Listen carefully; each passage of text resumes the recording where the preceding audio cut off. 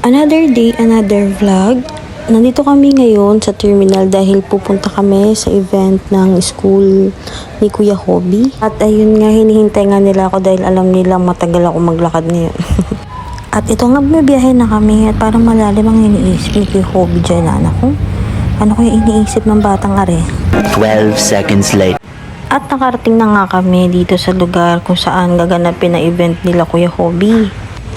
Tanaw-tanaw na muna tayo dyan dahil hinahanap ko na naman yung maglola. Naunahan na naman nila ako. Pinapauna ko na nga sila maglakad dahil kapag ako inintay nila, tsak na ubos ang oras nila. At yan. Uy, dito na pala si mother at ang aking baby. Inintay pala nila ako. Nakapasok na rin sa wakas sa gymnasium. Napakaraming tao dahil Children's Month nga nila Kuya Hobby. Ayan, napakarami namang family. At yan kami, nakahanap na kami ng upuan. Yan, picture-picture muna kami nila mother. 12 seconds later. Pagkatapos nga ng ilang minuto, nagsimula na yung program nila. Sinumula na ito ng potoxology ng mga bagets. Kita nyo naman na talagang ginalingan nga naman talaga ng mga bata. Napakarami na nga tao at patuloy pa rin ang datingan ng iba. Tingnan nyo naman. Lumabas din muna ako saglit para bilhan nga ng ice cream yung binata ko. Tingnan nyo. For only 15 pesos, pero ka na masarap dirty ice cream. Kaso yung binata ko hindi niya bet eh. Ewan ko, hindi niya mood ngayon kumain ng ice cream. Treat ko lang yun sa kanya kasi napakabait niya naman at masunurin bago kami pumunta sa event. Sige lang po mga bagets, mag-perform lang kayo dyan, galingan nyo. Yan, for the tingin muna kami ng aking binata. Pinagmamasdan niya ang paligid. Dahil first time niya nga lang din ma-experience ito, kaya talaga overwhelmed siya. Sinabayan pa ng performance sa mga teachers sa iba't ibang school. Yan, for the sayo sila dyan. Pagkatapos nga na ilang sandali ay nagbigay na ng mensahe ang panauhing pandangal or speaker sa aming event. Nakakatuwa lang din para sa aming mga magulang na binibigyan prioridad ng gobyerno katulad nitong Children's Month na programa para sa mga bata.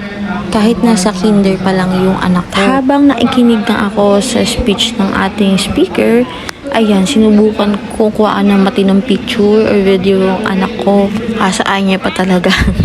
Pilit niyang kinakobera ng sombrero niya, diba? No choice. Kaya kinukulit na lang muna namin siya ng lola niya. At yan, nag-start na yung intermission number ng mga mascots. At tuwang-tuwa nga yung binata ko dahil nakita niya si Mickey Mouse. At si Minnie Mouse, parati niya kasi yan pinapanood sa TV. Tuwang-tuwa nga ang lahat, pati magulang o kita mo. At nahuli kami ngayong batang naiyak. Uy, ba't ka naiyak dyan? Yari ka kay Teacher Charis. At hindi nga magkamali ang lahat sa dulot na saya ng mga mascots, lalo na sa mga bata. Kaso, kailangan na muna nila umalis panandalian dahil mag-start na yung next program sa event. At malungkot nga yung binata ko dahil gusto niya nga raw magpa-picture, kaso hindi pa pwede. Puro talaga siya sabi picture kay Mickey Mouse, pero susubukan namin mamaya kung pwede. Marami talaga yung gusto magpa-picture kasi dahil limited lang yung oras, kaya mamaya na lang daw ulit. At nagsimula na nga yung film showing. Comment daw na lang kayo kung anong movie yan para masagot ko. So, yung movie na yan is all about sa family at kung paano isupport ng magulang yung kanilang mga anak sa kanilang dreams or yung mga gusto nila i-pursue sa buhay nila. So, habang nanonood kami, yan yung binata ko, naglalambing. Ewan ko ba sa ganyang edad niya na yan at gusto niya pa rin magdede. Kaso nga, hindi na nga pwede.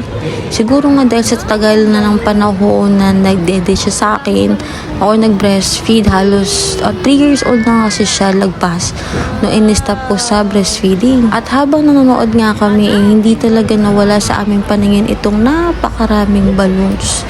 Para nga naman tayong may balloons party dito. Yung anak ko nga nangungulit din, bumili kami ng balloons. Kaso, iniisip ko at inexplain ko sa kanya na instead ng balloons, bibilang ko na lang siya ng food mamaya after ng program namin. So, ayun, after ng ilang pakiusap na intindihan niya din, Yun lang talaga yung nakakatuwa sa binata ko. Habang maliit kasi siya, sinasanay ko na siya na kung maaari, huwag maiinggit kung ano ang meron sa iba. At pagkatapos nga ng film showing ay nagpasikat na ang ating mga magicians ng kanilang mga bonggang tricks para sa ating mga bagets. Tuwang-tuwa yung binata ko, talaga nakafocus siya kasi first time nga lang din makanood nito in person. Pati nga rin yung lola niya sa gilid, uy, tingnan mo naman na talagang focus. Ayan, ito pa yung isang magician. Talagang magaling siya, as in, napakarami niyang tricks. Siguro umabot siya ng halos 30 minutes or 30 minutes nga sakto sa mga performance. At kahit hindi ka naman bata, maaaliw ka talaga manood. Bukod sa napakasaya ng mga tricks niya, relaxing pa. Masasabi ko lang talagang sulit yung performance ni Kuya Magician. Dahil sa last part, kala ko kung ano yung papakita niya sa amin sa malaking box. Yun na pala yung alaga niyang snake. Tuwang-tuwa yung binata ko. At ito na nga yung last performance ng ating mga mascots. Tuwang-tuwa yung mga bagets at nag-head, shoulders, knees, and toes pa sila. Yan ang bagets ko. Tuwang-tuwa siya. Diba? Kung pwede ko lang talaga siyang buhatin, dinala ko na siya doon sa unahan para makijoin siya sa pagsasayaw sa mga bagets. Dahil nga, nandun yung favorite niyang si Mickey Mouse at si Minnie Mouse. Nakakatuwa lang din dahil baka sa ngiti ng binata ko kung gaano siya kasaya ngayong araw na to. Talagang sulit yung paglalakad namin, pagpunta namin dito dahil talaga namang masaya siya. At ito nga, pagkatapos ng 4 na oras ay tapos na yung program nila. Sobrang sulit talaga ng mga bagets. Pagkatapos nga ng program ay dinala ko na yung binata ko sa Jollibee dahil nga sabi ko kanina bibigyan ko na lang siya ng foods instead sa balloon. So ayan ang kanyang dessert for today's video, ang chocolate crumble Christmas special edition. Mahaba po talaga yung introduction ko pero hindi po ito sponsored. Pero malay nyo naman, balang araw, Maganda rin diba? pa minsan-minsan na bigyan natin sila ng reward kapag sinusunod nila tayo, may mga maganda silang nagagawa sa school, sa mga activities, diba? Para naman maintindihan nila na may good result or good reward yung magandang pagsunod nila sa kanilang magulang. Tinirit ko nga rin yung mother ko para naman malimagyan siya sa mainit na panahon. Yan, for the kain lang muna kami guys at uuwi na rin kami dahil napakainit nga ng tanghalin tapat ngayon. See you sa next vlog!